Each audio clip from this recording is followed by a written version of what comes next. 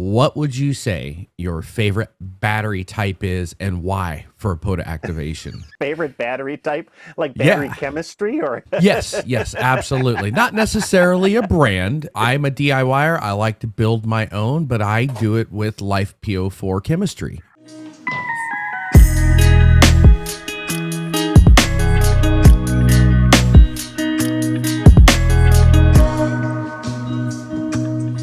Lithium iron phosphate all the way. My gosh, once you use one of those batteries, it is just they're totally amazing. When my friend Joe and I, when we started doing national parks on the air, we were lugging Group 24 batteries. We were lugging AGM batteries out into the field, and those suckers are heavy. Yes, and absolutely. And they don't last very long. And when the first LifePo batteries came out, it's like they were expensive. But one of the guys in the club got one, and he just loved it. And we were just amazed with that. And it took me like a couple years for me to get my own when the price came down to a reasonable amount. And now it's crazy. It is. And you can get 100 amp hour Life PO4 for a couple $100 now. Yeah. Oh yeah. They're cheap. They're dirt cheap. And it's like I spent 80, the last AGM battery I bought, I probably spent like $80 for it. This was 5-6 years ago, and 30 amp hours, which in lead acid terminology only means 15 amp hours because you can't deplete it, below Correct. 12 volts. So under Absolutely. load. Absolutely. Or I should say 50%, not 12 volts, but 50% depletion. Correct. And I maybe a year later, I bought a 12 amp hour LifePo battery for the same amount of money. And I can draw it down to 90%. So yeah, absolutely. It's crazy.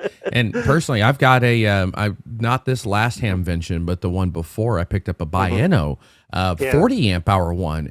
But then, I realized, hey, you can build these as well. You can go get 100 amp hour cells, add yourself a battery management system, put it in a box, and you're good to go. Absolutely. Absolutely.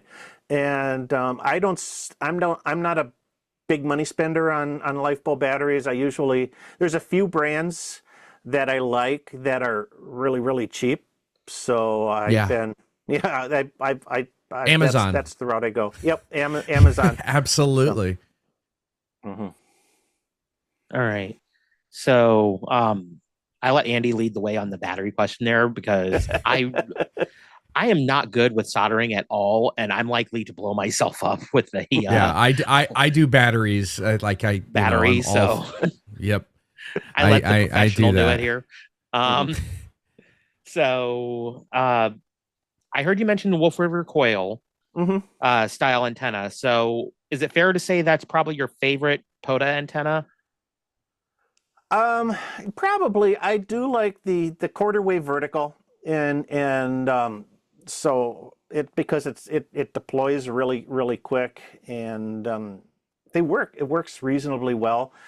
So the 17-foot whip, and for 20 meters and above, the Wolf River Sporty 40 for the 40-meter band is just a great complement to that. If I want, I've got their larger, Silver Bullet 1000 that I can, bring things down to 80 meters if I wish, and I do that a few times. But that's probably that's quarter wave vertical is my go-to POTA activation antenna, just because of its expediency, and it delivers good results. If we're out camping for the weekend and I like to, I know I'm going to be on multiple bands, maybe want to get those 10 bands for the N1CC award or something like that. I'll put up my second choice is the 71-foot long Infed random wire antenna with the 9-to-1 transformer, and then just couple that with an external tuner. And I've got everything I want for the entire weekend. Yeah. I tried setting up a 40-meter half wave Infed antenna in Joshua Tree, and when you get to Joshua Tree, you forget that it's a lot of cactuses and Joshua trees. Yep. So there's not Sure anything is. that you're allowed to hook an antenna to. So the best I could do is get one of those tire mounts that you put under your tire in the fiberglass mass, and then run the antenna up that, and then run the wire down to the ground and have a series of rocks that are stacked together to tie some rope to. So that was the best I got with that one. Then I'm like, okay, it's time to just do the mount on the hood of the car and do it that way. Run a Tar Heel. There you go. In the wintertime, I break out the ham sticks because it's cold here in Wisconsin, and I can slap that mag mount on the car in like 15 seconds or less. And you're good I actually have one of those ham sticks, the 20-meter one, that I actually have specifically for the car, as well as a Yaesu ATOS 120 for if I decide to take the 710 out of the house with me.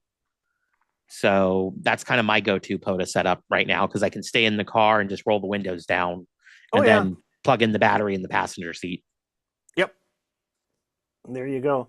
Yeah. Usually what I usually do if I'm in a winter, if I'm sitting in the car, I'll put the battery in the back seat, but then just run the cables up to the front seat, and I'll just switch over to the passenger side to activate, because then the steering wheel doesn't get in my way. But exactly. Put the seat all the way back, so you got all that leg room, and you don't have to worry about any of that stuff. You just got to relax and do a thing. Yeah, just relax, and I can go for about an hour before the car gets so cold that I got to turn the heater back on, and by then I want to change bands anyway. So absolutely, kind of a self-fulfilling timer, if it were.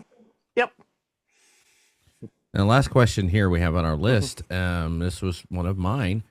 Do you have a favorite coax that you use with your activations? This is probably an unpopular opinion, but I believe that coax is a consumable item, and I do not spend a lot of money on coax. RG8X all the way. Currently, I've been using. I carry 3 pieces of coax with me: a 50-footer and 2 25-footers. They're all 8X. And I think my current 50-footer is manufactured by ABR. I like it. It's great coax. I don't like it because in the wintertime, it gets really stiff. But other than that, it's really good coax. And I know that, I don't buy that 50-foot roll. I think it costs me, maybe like $55 or so. Not that expensive. And I know that it's going to last me for probably a couple seasons. It's going to get trampled on, or usually what happens is the little, the PLs, they start to get a little dinged up, so they don't thread too well. And that's when that happens, it's that coax will go into backup status, and I'll just get myself another 50-foot piece. Because you can get you can get as much, you can spend the big money on the armored stuff and all that, but more often than not, it's the connector that's going to fail on you before the shielding. Yeah, and for me personally, that's where I just replace the connector, and there you go. Cost me a few bucks for a nice name brand Teflon connector in about 10 minutes of my time. I'm good to go. Yep, I do that. I've done that too. I've had a few where they threw out however much use the coax just pulled right out of the connector. Yep. So maybe the braid I've wasn't. had that. Yeah, so that's why I always carry the spare piece. Yeah, absolutely. Yes, spares are definitely important to have. Spares are great if you're to doing have. an activation. So somebody asked me in a direct message about the chicken wire story for me. When I was living in Cathedral City, California, right outside of Palm Springs, I I was trying to figure out how I could get my little Tar Heel 2 working without, dealing with putting a mount on the car. And when I called Tar Heel about it, they said, well, if you've got an area of the house that you don't walk in, like under a couch or a rug, get some chicken wire and actually attach the little Tar Heel 2 to that and run it under the couch. And that should act as enough of a ground plane, but make sure it's the closely knit chicken wire. And I'm thinking to myself, I thought chicken wire was only one design. I didn't realize they had different size holes in chicken wire. Yep. So but that's the story. I know a lot of people ask me, well, can I use chicken wire as my ground plane? And I said, yeah, you can. But the downside with chicken wire is the way it's constructed, that these wires are all kind of twisted together.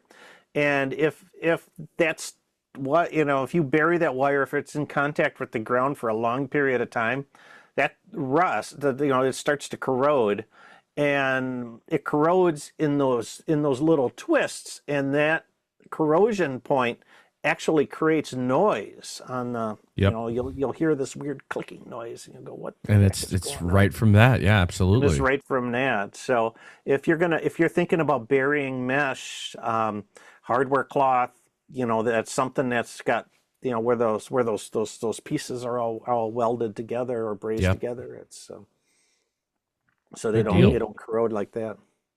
Well, for anybody who is wondering where you can find Michael on YouTube, you want to tell them where they can find you? Sure. My website, where I've got my antennas, www.jpol-antenna.com. My YouTube channel is KB9VBR Antennas.